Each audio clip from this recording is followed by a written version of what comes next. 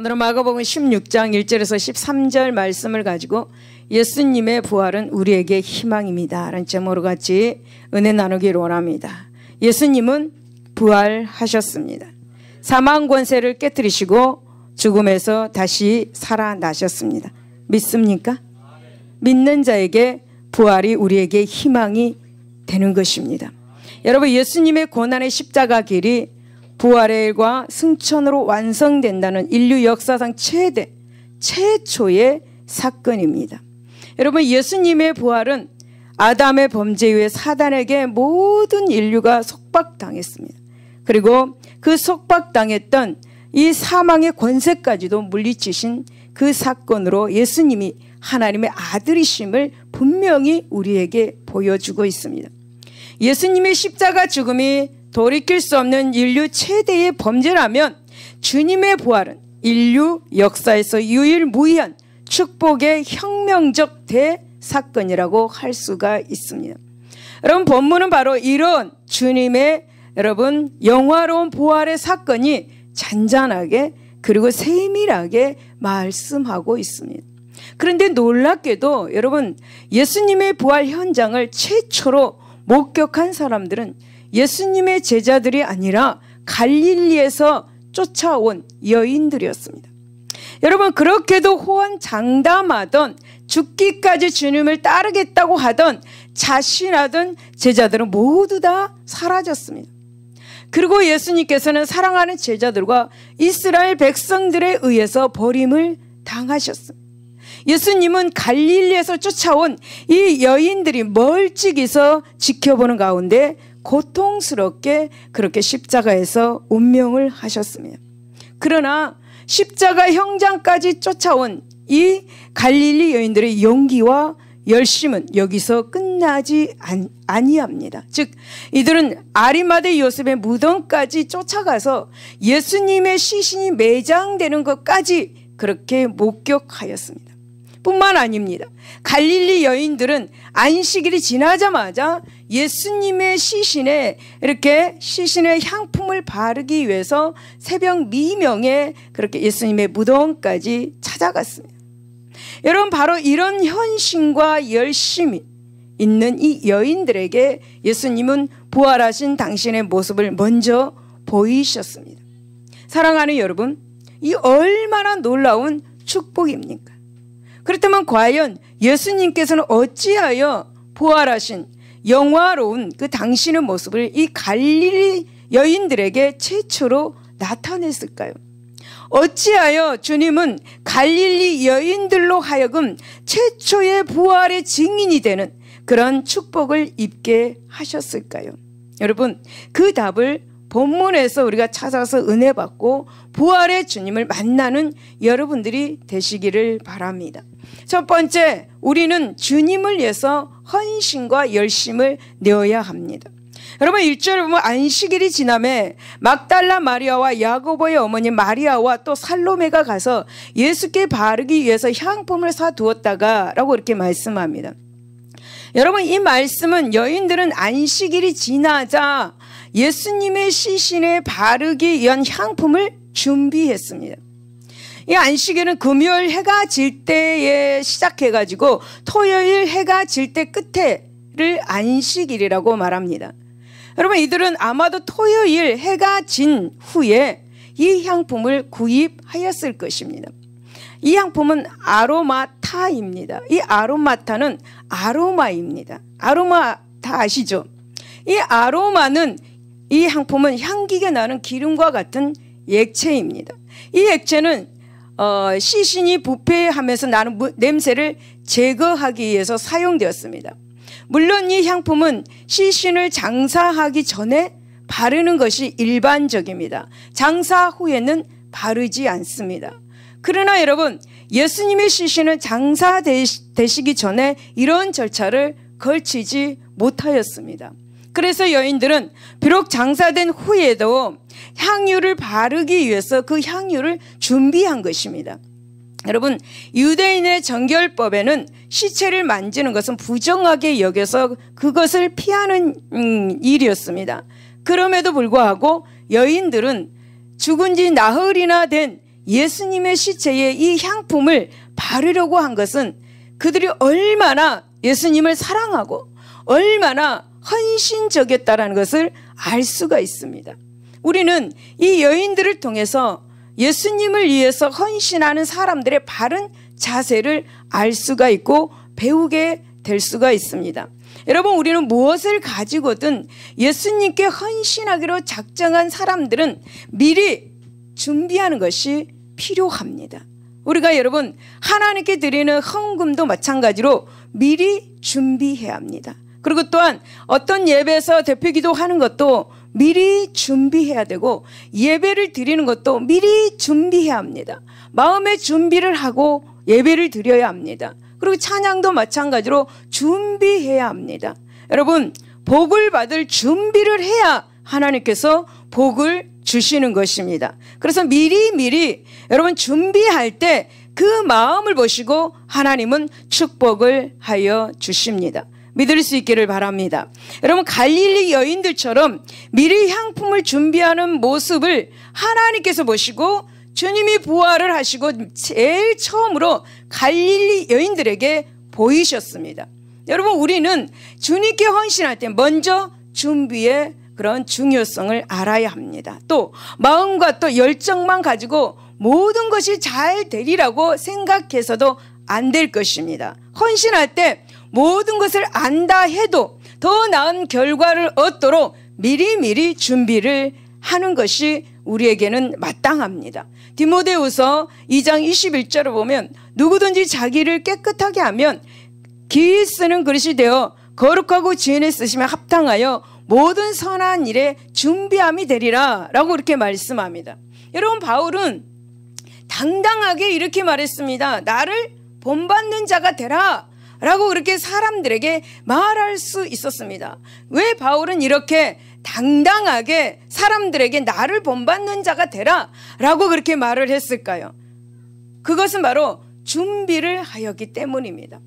바울은 여러분 말로만 예수님을 가르치지 않고 바로 자신이 친히 행위로 보여주었던 것입니다. 고린도후서 9장 2절에 보면 내가 너희를 위하여 1년 전부터 준비하였다라고 말씀합니다. 1년 전부터 준비했다고 말씀합니다. 여러분, 바울은 하나님의 말씀과 성품, 인격 생활을 닮아가는 그런 삶으로 미리 충분히 준비되어 있었습니다. 그래서 사람들은 아무도 바울의 말을 거역할 수가 없었습니다. 이와 같이 우리도 미리 준비하는 신앙 자세를 가질 때 바른 신앙, 올바른 신앙, 그리고 온전한 헌신하는 신앙을 가질 수가 있을 것입니다. 사랑하는 여러분, 예수님을 사랑하는 자에게 가장 중요한 것은 그분의 말씀에 대한 믿음으로 준비하는 것입니다. 그리할 때 여러분 응답받는 삶을 살 수가 있죠. 여러분 3절을 보면 여인들이 안식일 다음 날에 예수님의 시신에 바를 향품을 가지고 무덤 문 앞에 서서 누가 우리를 위하여서 이 무덤 문에서 돌을 굴려 주리오 라고 그렇게 염려하고 걱정했습니다. 여러분, 연약한 여자들 3명이 무덤 입구를 막아 놓았던 돌을 굴러낼 수가 없었던 것입니다. 당시 유대인의 무덤 입구는 경사져 있었습니다. 그래서 이 경사져 있었기 때문에 한 번 돌을 굴려서 무덤 입구를 막은 후에 다시 무덤 문을 열려면은 그 무덤 입구를 막고 있는 큰 돌을 경사면 위로 끌어올려야 한다고 합니다. 이런 일을 3명의 여인들이 하기에는 정말 불가능하기 때문에 그들은 무덤을 향해 가면서 이 일에 대한 걱정을 근심을 하고 있었던 것이죠. 그래서 여러분, 여인들은 어떤 사람의 도움을 받아야 하는가, 누가 우리를 도와줄까라고 그렇게 말을 하였습니다. 여러분, 이것은 그 당시 예수님에 대한 사랑은 정말 뜨거웠습니다. 하지만 그들이 부활에 대한 지식이나 믿음에 전혀 믿음이 없었다라는 것이죠. 여러분, 이 여인들에게는 예수님의 부활이 뜻밖의 일이었습니다. 그래서 여러분, 예수님은 자신이 장사된 지 사흘 만에 하신다라는 그 말씀을 성경에 분명하게 밝히셨습니다. 여인들의 걱정하는 이 모습을 보면서 그녀들은 예수님을 사랑하고 그 다음에 또 그분의 일에 헌신적이었음에도 불구하고 그분이 하신 말씀을 온전히 신뢰하지 못했다라는 것을 우리가 알게 되죠. 그럼에도 여인들은 누가 자신들을 위해서 이 무덤물에서 큰 그 돌을 굴려줄 것인가를 걱정했던 것입니다. 예수님은 이미 내가 부활하겠다라고 말씀하셨는데 그들은 그것을 믿지 못했다라는 거죠. 여러분, 이 여인들처럼 지금도 예수님을 사랑하면서도 그분이 하신 말씀이나 그분의 약속의 말씀을 믿지 못하는 사람들이 크리스찬들 가운데서도 얼마나 많은지 모릅니다. 여러분, 어쩌면 우리도 그 중에 한 사람일지도 모릅니다.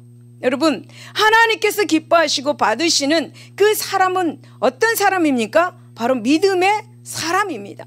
믿음이 없이는 하나님을 기쁘게 하지 못한다고 히브리서 11장 6절에서 그렇게 말씀합니다.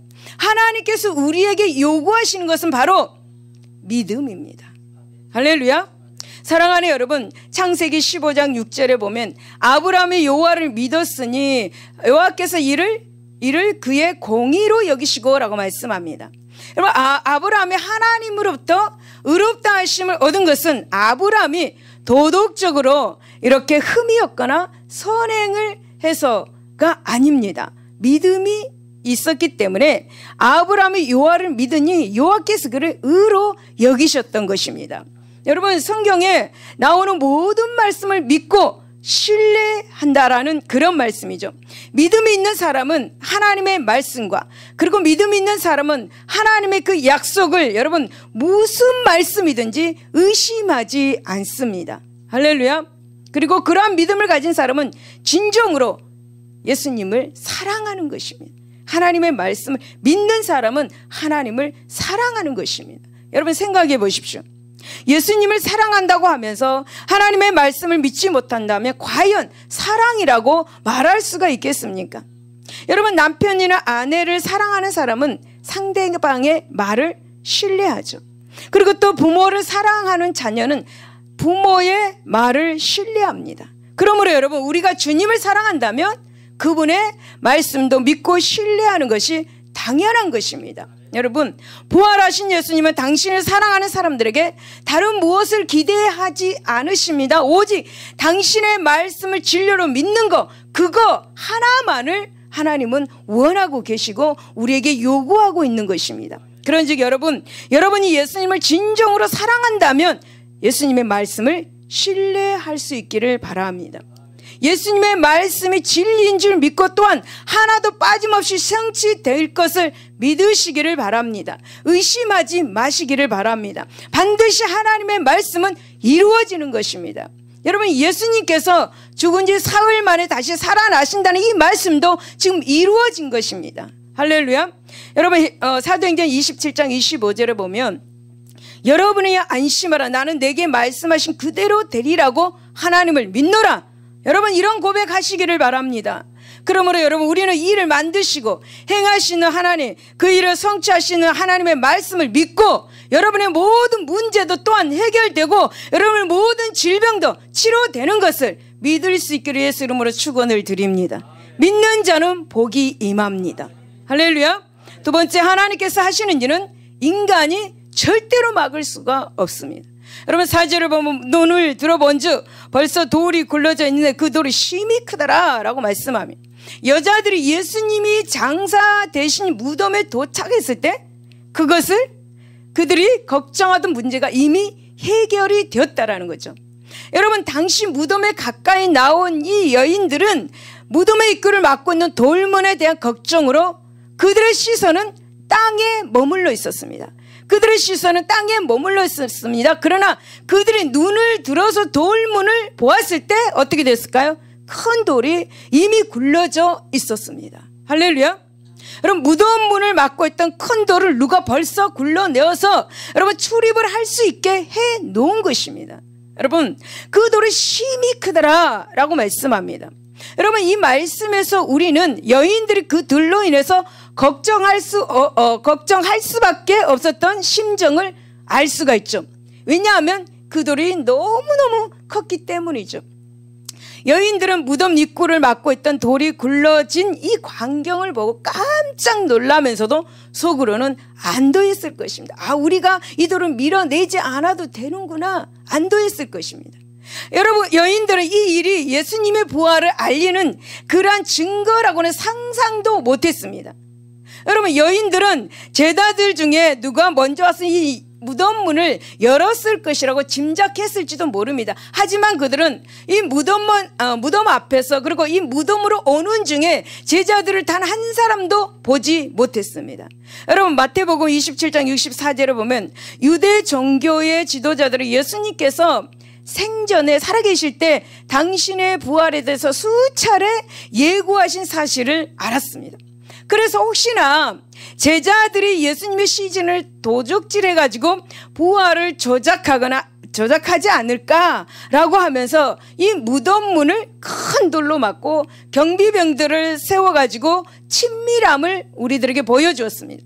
여러분, 예수님의 무덤의 출입이 철저히 봉쇄되었다는 사실을 우리에게 말씀을 통해서 알려주고 있습니다. 하지만 여러분, 그들의 이러한 조치는 오히려 하나님께서 하시는 일을 사람이 결코 막지 못한다는 그 진리와 함께 예수님의 부활을 더욱 확실히 입증해 준 셈이 되는 것입니다. 할렐루야.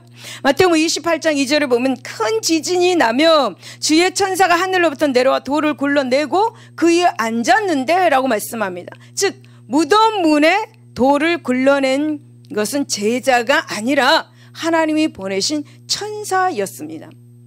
믿음이 없는 그들은 자신들의 방법으로 하나님의 일을 막으려고 했으나 그것은 허사였습니다. 여러분, 사람들은 인간적인 방법으로 무슨 일을 하려고 합니다. 그러나 여러분, 인간적인 방법은 실패할 경우가 엄청 많습니다. 그런데 많은 사람들은 여러분, 인간적인 방법을 선택합니다. 여러분, 창세기 18장 14절을 보면 하나님은 전지전능하시고 무소부지하시고 역사의 주관자시다라고 이렇게 말씀합니다. 무슨 일이든 하나님은 당신의 의지대로 행하시고 이루신다는 것이죠. 여러분, 이사야 14장 27절 보면 만군의 여호와께서 경영하셨은즉 누가 능히 그것을 패하며 그의 손을 펴셨은즉 누가 능히 그것을 돌이키랴 라고 말씀합니다. 때문에 하나님의 일을 사람의 방법으로 막으려고 하는 것은 가장 어리석은 일인 것을 여러분 기억하시기를 바랍니다. 여러분, 사람이나 단체 그리고 국가 등을 상대로 싸우는 것은 가능한 일입니다. 하지만 아무도 하나님을 대항하여서 싸울 수는 없습니다. 하나님은 무슨 일이든 자신의 의지대로 행하시고 아무에게도 제재를 받는 법이 없으신 분이십니다. 여러분, 인간이 하나님의 일을 막으려 한다면 정말 어리석음만 드러낼 뿐만 아니라 하나님의 심판도 피하지 못할 것입니다. 여러분 보십시오. 초대교회 어땠습니까? 여러분, 초대교회 시대에 로마를 비롯해서 사람들이 하나님의 일을 막게 해서 교회를 얼마나 핍박했습니까? 그들은 예수를 믿는 사람들을 무참히도 죽였습니다. 하지만 그들은 결코 하나님의 일을 막지 못했습니다. 도리어 하나님의 일은 날이 갈수록 부흥되어 갔습니다. 그리고 마침내 교회를 핍박했던 그 로마는 하나님 앞에서 무릎을 꿇고 말았습니다. 여러분, 오늘날에도 많은 사람들이 인간적인 방법으로 하나님의 일을 막으려고 시도를 많이 하고 있습니다. 그러나 여러분, 그들은 자신들의 어리석음을 곧 깨닫게 될 것입니다. 그러므로 우리는 늘 하나님께 순종하며 악한 자들이 교회와 성도를 박해할지라도 인내하면서 소망을 잃지 말아야 할 것입니다. 여러분, 여인들은 무덤의 입구를 막고 있는 이 돌문에 대한 걱정으로 그들의 시선은 땅에 머물러 있었습니다. 제가 아까 말씀드렸죠. 그러나 그들이 눈을 들어서 보았을 때 그 돌문이 이미 열려져 있었습니다. 할렐루야. 여러분, 우리의 시선을 땅에 두지 맙시다. 여러분, 우리의 시선을 땅에 두지 마십시오. 여러분, 부활의 주님께 시선을 두십시오. 부활의 주님께 우리의 시선을 돌리십시오. 그러면 문제가 해결되고 여러분 질병이 치료받는 놀라운 일을 여러분들이 체험하게 될 것입니다. 여러분 우리는 예수님이 부활하심으로 우리에게 희망이 있습니다. 여러분 지금 여러분 죽음 같은 고난이 있다라는 것은 여러분 예수님의 부활이 희망이 되기 때문입니다. 죽음 같은 고난을 여러분 부활로 이루어지기 때문에 여러분 지금 죽음 같은 고난이 있다 해도 영광의 부활이 있다는 사실을 믿고 끝까지 승리할 수 있기를 바랍니다. 그래서 여러분 우리는 예수님을 죽은 자 가운데서 여러분 찾으면 결코 만날 수가 없습니다. 여러분 6절을 한번 보시면 청년이 이르되 놀라지 말라 너희가 십자가에 못 박으신 나사렛 예수를 찾는구나. 그가 살아나셨고 지금 여기 계시지 아니한다. 보라 그를 두었던 것이다 라고 말씀합니다. 여러분 그 놀라운 소식은 여인들이 무덤에서 찾는 예수가 살아나셨고 거기 계시지 않는다는 것이었습니다. 여러분 천사의 이 말이 여인들에겐 도저히 믿어지지 않았습니다. 하지만 여러분 무덤에서 예수님의 시신을 볼 수가 없었습니다. 그래서 천사가 하는 말을 믿을 수밖에 없었겠죠. 여러분 예수님은 죽은 자들이 누워있는 그 무덤의 속에도 계시지 않았던 것입니다. 즉 예수님은 죽음을 이기시고 무덤에서 살아나셨습니다. 따라서 예수님을 죽은 자 가운데서 찾으려는 사람들은 결코 예수님을 만나지 못하게 된다는 사실을 믿을 수 있기를 바랍니다. 여러분 석가나 공자, 모하메드, 소크라테 이런 사람들은 모두 죽었고 살아나지 못했습니다. 여러분 이들은 죽은 자 가운데서 찾아야 합니다. 하지만 예수님은 비록 인류의 죄의 값을 치르기 위해서 죽으셨지만 여러분 다시 살아나셨기 때문에 예수님을 죽은 자들 가운데서 찾는다면 결코 만날 수가 없습니다. 여러분 예수님을 죽은 자 가운데서 찾지 마시기를 바랍니다.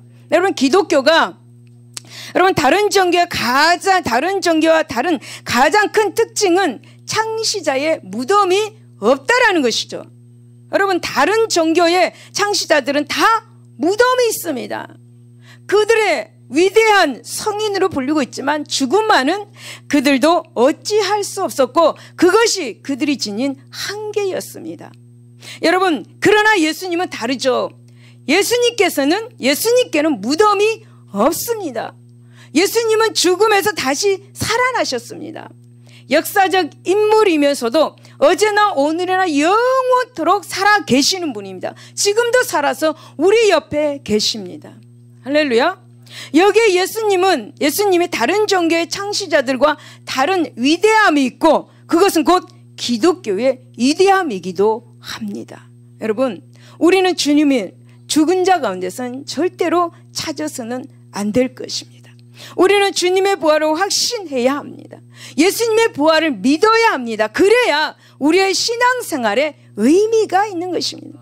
고린도전서 15장 17절을 보면 그리스도께서 다시 살아나신 일이 없으면 너희의 믿음도 헛되고 너희가 여전히 죄 가운데 있을 것이요 라고 말씀합니다.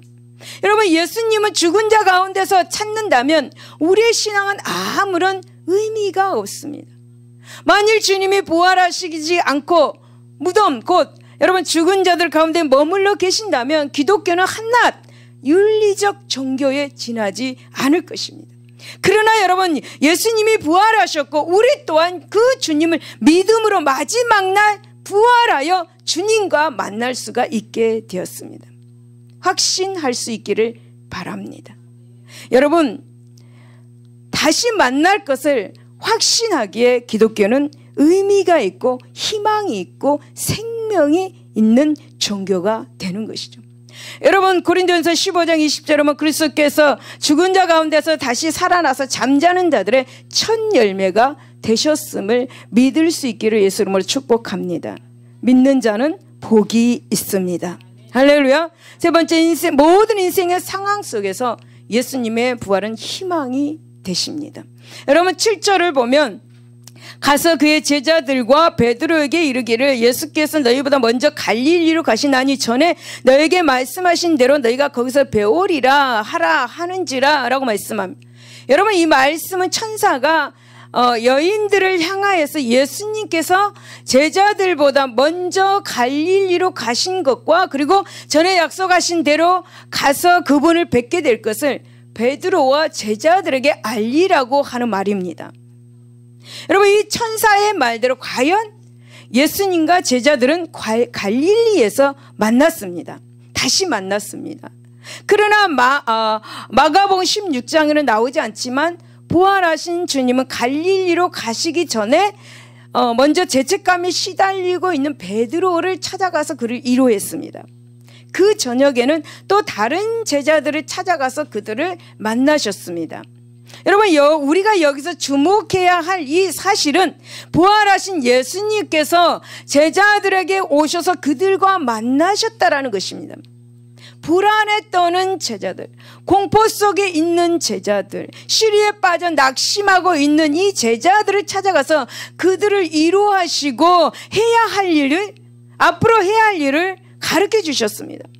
그래서 여러분, 아무것도 할 수 없을 것처럼 보이던 제자들은 그 힘을 얻고 능력을 얻어서 복음을 통해서 세계를 변화시키는 위대한 사역을 감당할 수가 있었습니다. 사랑하는 여러분, 예수님은 오늘도 성도인 우리에게 동일하게 행하시고 역사하고 계십니다. 여러분, 우리가 고난에 있을 때 어떤 문제에 어떤 질병에 의해 공경에 처하게 되거나 낙심하고 있을 때 언제나 우리에게 오시는 부활의 예수님이십니다. 언제나 우리에게 부활의 예수님은 오십니다. 그분은 우리에게서 멀리 떠나 계시지 않습니다. 그분은 우리가 그를 먼저 사랑한 것이 아니라 그분은 우리를 더 먼저 사랑했다고 요한일서 4장 9절에 말씀하고 있습니다. 그분이 우리를 먼저 사랑하기 때문에 우리에게 오시는 거예요. 여러분, 일반적으로 남녀가 사랑하면 더 사랑한 사람이 사람을 찾아가잖아요. 그렇죠? 더 사랑한 사람이 사랑하는 사람을 찾아갑니다. 마찬가지로 예수님이 우리를 더 사랑하세요. 그렇기 때문에 우리에게 찾아오시고 우리를 위로하시고 우리 항상 함께 계시고 우리가 속삭이는 미세한 신음까지도 들으시고 자세하게 들으시고 계신다라는 거예요. 부활의 예수님은 우리와 항상 친밀한 관계를 가지고 계십니다. 그럼에도 불구하고 안타깝게도 많은 성도들은 부활하신 주님이 멀리 떨어져 계시기라도 한 것처럼 생각합니다. 여러분, 하지만 하나님은 항상 우리와 함께 하시고 세상 끝날까지 내가 너와 함께 할 것이다. 낙심하지 마라, 절망하지 마라 라고 말씀하고 계시는 거예요. 여러분, 부활하신 예수님, 우리의 모든 문제 질병을 치료하신 분임을 확신할 수 있기를 바랍니다.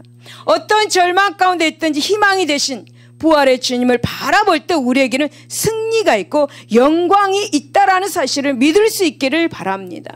여러분, 12절을 보면 그 후에 그들 중 두 사람이 걸어서 시골로 갈 때 예수께서 다른 모양으로 그들에게 나타나시니 라고 말씀합니다. 제자들 중 두 사람이 걸어서 시골로 가는 도중에 그 길에서 예수님을 만납니다. 여러분, 여기서 두 사람이 가려던 목적지는 엠마오였습니다. 엠마오는 예루살렘에서 25里떨어져 있는 작은 촌입니다. 그런데 여러분, 이 두 제자들이 엠마오를 택하게 된 정확한 이유는 알 수가 없습니다, 우리가. 그래서 여기서 정말 중요한 것은 부활의 주님께서 엠마오로 가는 두 제자에게 나타났다라는 것이죠. 그렇다면 부활하신 예수님께서 왜 다른 제자들보다 먼저 이 제자들에게 나타났을까? 왜 나타났을까? 왜 나타나서 그들을 만나셨을까? 여러분, 이것은 제자들이 엠마오로 가고자 결심한 것에 있습니다.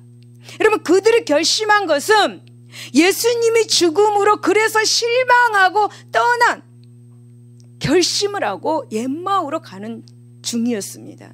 여러분, 누가복음 24장 20절에서 21절을 보면 두 사람 중에 하나는 글로바라는 제자입니다. 이 글로바라는 이 제자가 이렇게 말합니다. 우리 대제사장들과 관리들이 사형 판결을 넘겨주어 십자가에 못 박았느니라. 우리는 이 사람이 바로 예수 그리스도가 이스라엘을 속량할 자라고 바랐노라 라고 이렇게 말합니다. 여러분, 우리는 글로바의 이 말 속에서 예수님의 죽음으로 그들이 받은 충격, 그들이 받은 절망감이 절실하게 나타나는 것을 우리가 알 수가 있습니다. 이렇게 여러분, 절망감에 푹 빠져서 있는 이 두 제자에게 부활이신 예수님께서는 다른 제자들보다 먼저 찾아가셔서 그들을 만나주셨어요. 그렇습니다. 예수님은 당신의 죽음으로 말미암아서 정말 절망감에 빠졌니 엠마오로 가는 두 제자를 위로하고 그들에게 새로운 힘을 주시고 능력을 주셨습니다. 그리고 예수님은 당신 나라를 세우기 위해서 그들과 함께 동행하여 주셨습니다. 할렐루야. 사랑하는 여러분, 우리는 부활의 예수님을 우리의 인생의 영원한 소망으로 삼고 신앙생활을 하고 있습니다. 맞습니까? 그런데 우리 역시 부활의 주님을 의지하고 살아가지만 때로는 어떤 문제로 심각한 고민과 절망에 빠질 때가 있습니다. 또 혼자라는 생각을 할 때가 있죠. 여러분, 부활의 주님은 우리의 문제들에 대한 답을 주시고자 항상 우리 곁에 계심을 믿어야 합니다. 절망하는 이 땅의 모든 사람들에게 그분은 언제나 희망이 되어 주십니다. 여러분, 예수님은 우리에게 희망을 주시기 위해서 여러분 죽은 지 사흘 만에 부활하셨습니다. 우리를 위해서 그분은 부활하셨습니다. 인생의 모든 고통 가운데 절망과 낙심하는 자들에게 답을 주시기 위해서 우리를 위해서 여러분 부활하셨습니다. 예수님이요. 다시 살아나셨습니다. 얼마나 기쁜 일입니까? 그렇기 때문에 우리에게 닥쳐오는 모든 문제들 앞에 희망이 되신 부활의 예수님을 믿고 기도해야 할 것입니다. 여러분, 오늘도 예수님은 실패와 좌절과 절망에 빠져 있는 우리에게 먼저 찾아와 주십니다. 왜? 우리를 사랑하기 때문에. 할렐루야. 우리는 그분이 희망이심을 믿고 기도해야 합니다. 우리가 당하는 시험과 고난 속에 그분을 언제나 함께 하시고 우리의 마음을 이루하여 주시고 우리가 힘을 얻도록 여러분 희망을 주셨습니다. 여러분, 질병 가운데 있습니까? 고난 가운데 있습니까? 희망을 가지시기 바랍니다. 치료받습니다. 문제가 해결받습니다. 왜? 예수님이 부활하셨기 때문이죠. 그러므로 여러분, 절대 믿음이 없는 사람들처럼 말하지 마시고 행동하지 마시기를 바랍니다. 믿음 있는 사람처럼 말하고 행동하시기를 바랍니다. 부활의 주님이 우리의 희망이라는 사실을 믿는 사람은 인생의 모든 풍파 속에서 승리할 수 있는 것을 믿으시기를 예수 이름으로 축원을 드립니다. 할렐루야. 결론입니다. 사랑하는 여러분, 예수 그리스도의 부활은 분명히 신비로운 사건입니다. 인간의 합리적인 사고로 받아들이기 어려운 게 사실입니다. 다만 신학적으로 이것은 매우 중요한 의미를 가지고 있습니다.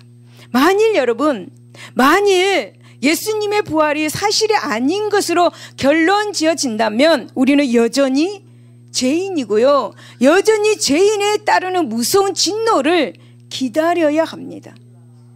하지만 여러분, 예수님은 생전에 거듭거듭해서 당신의 죽음과 부활을 예고하셨습니다. 그리고 그 약속대로 예수님은 죽으시고 장사된 지 사흘 만에 부활을 하셨습니다. 즉 예수님은 죄와 사망의 권세를 물리치시고 살아나셨습니다. 할렐루야. 그러므로 부활하신 예수님을 믿음으로 우리도 장차 부활할 것이 분명합니다. 우리는 비록 죽을 것이지만 주 안에서 다시 살게 될 것을 믿으시기 바랍니다. 주 안에서 다시 살아서 영원히 살게 될 것입니다. 할렐루야. 부활하신 예수님과 함께.